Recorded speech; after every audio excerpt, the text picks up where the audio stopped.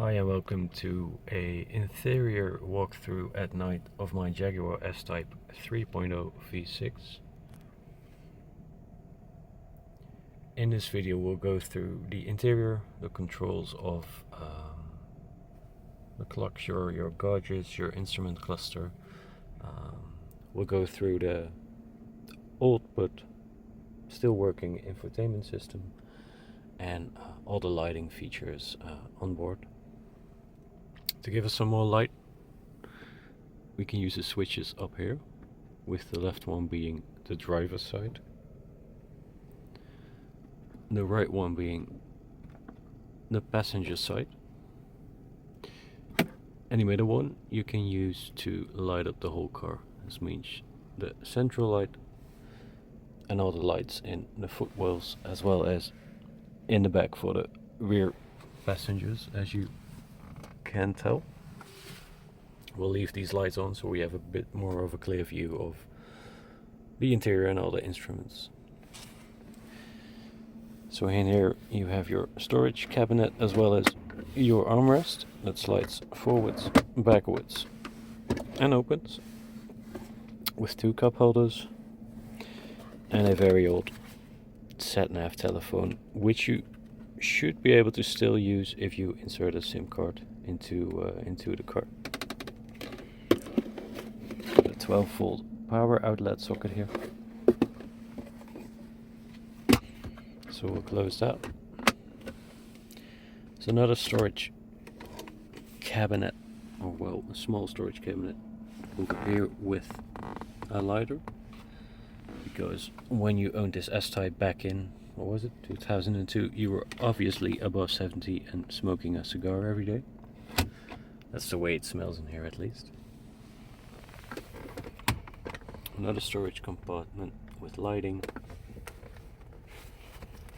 And in here I have my Jaguar manual and service manual and books.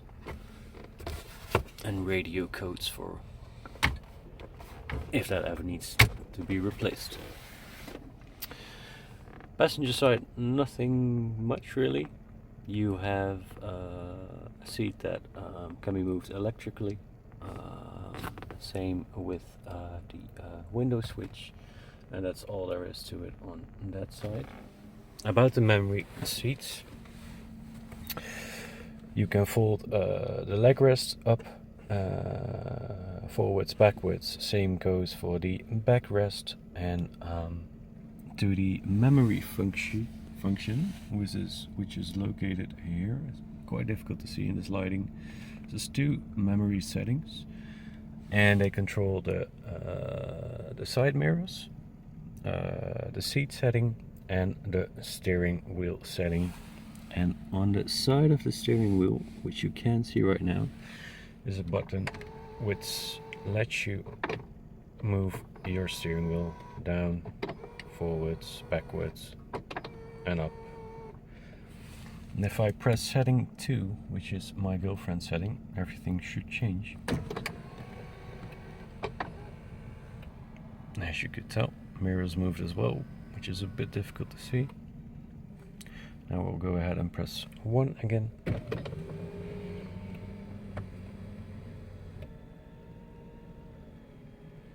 There we go. Now on your steering wheel you have telephone button for the old sat-nav telephone, which I just showed you. You have your volume controls for the radio and a select for whichever frequency or song. On the right side we have your cruise control options with a plus and minus on the speed, a cancel button and a resume button. On this side we have a tank button to open your filler cap. We have a trunk button to open the trunk. A reset button for your trip meter, A/B selection if you want to show trip A settings values or trip B, a miles kilometers conversion, of which the lighting behind the button is broken or not working, your fog lights, rear and front, and this is the intensity of the lighting in your instrument cluster, which you can change, you can push it so it comes out, and if I slide it, it changes in intensity. I'm not a real fan of the green color, but I think that's to do with Ford owning Jaguar at the time. So if you noticed and you didn't already know, and you think, quite a few buttons look like they came out of a Ford, you're absolutely right.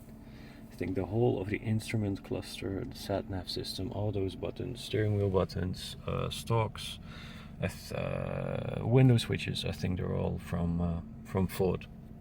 Which is okay in the sense that they still work. Obviously, Ford produced at the time and still produces a lot of cars, so these things need to work and need to last a long time.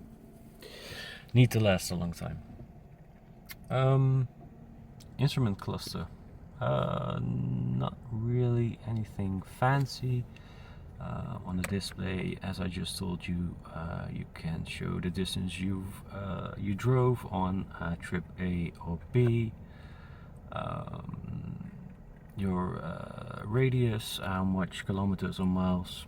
So if I press the button on my left, it switches to miles you have left on this tank of fuel or gas, whichever country you live in.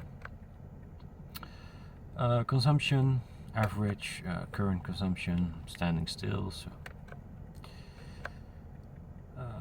stocks, this side, you can't really tell that clearly. That's your indicators. Lighting setting, you have an automatic lighting setting via the lighting sensor. City lights, bright lights, high beam, low beam. Stock on the other side is mainly for your windshield wipers and whichever setting you want that on. It has a rain sensor as well, so the auto setting you can use. Rear wipers you can activate. Yeah, that's about it. Below the gearbox we have a electronic handbrake, which activates like that. ZF automatic gearbox with 6 gears. This is your park, your reverse, your neutral, your drive, and for whatever reason in manual you can only go from 2 to 5, and I've also noticed it stays in the gear, but if you really push it, it'll change automatically once you come anywhere close near the rev limiter, which is about 6,500 revs. So it's your sport button.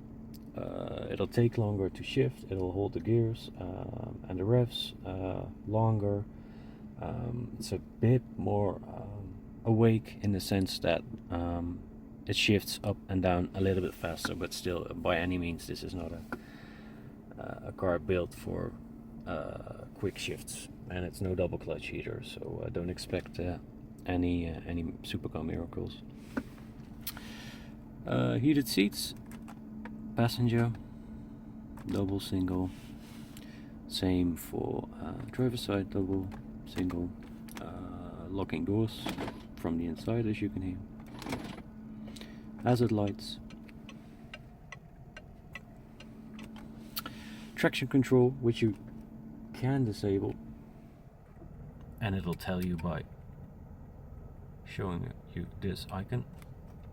Now it's off or on again, sorry. Radio mode, so FM, AM, whichever frequency you want to listen on. Forward, backward for searching through stations, AM, FM button as well. CD button, CD for the changer in the back. It's the memory button. TA, PTY, not sure what those do. I haven't fully played around with the stereo settings yet. Your climate control, which you can set to auto, and then this red light turns, and as you hear, it'll start getting it up to temperature.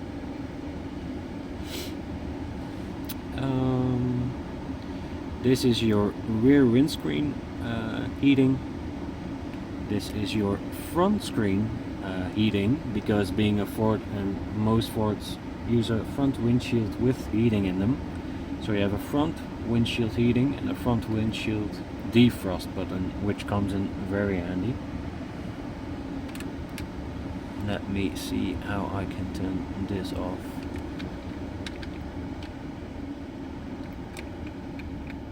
Or at least lower the fan speed. If I push this button, it comes up with the climate settings. I can change all sorts of settings, which direction it's blowing, so forth, so on, Celsius or Fahrenheit. So if I push that, it changes to Fahrenheit. Back to Celsius, as I'm living in the Netherlands. Phone button, handset in use. Audio button, which has my saved radio stations. Press this and get the volume up and down because of copyright reasons. The audio in this car is not that bad. It's not amazing. It's not really not bad. Just the customization options are a bit limited, as I'll show you. If I press this mode button, we get the tone settings. Oh, push it again, with bass, bass, treble, balance and fade, and that's it really. So not much to customize. We have a navigation button. Agree. With a map that hasn't been updated in a while, and honestly I wouldn't bother using this. Maybe fun to go through if you're planning on buying a Jaguar S Type, just playing with the options, but really I use my phone instead with a phone holder and Google Maps or Waze or whatever you are used to using. The menu button with brightness contrast, that's mainly for the screen. So we have a brightness option, and you can set that to day, night or twilight. Night, twilight. Auto, you can set them to auto, so it automatically recognizes, depending on the light in the car, what it's going to show you, what setting, day, night or twilight.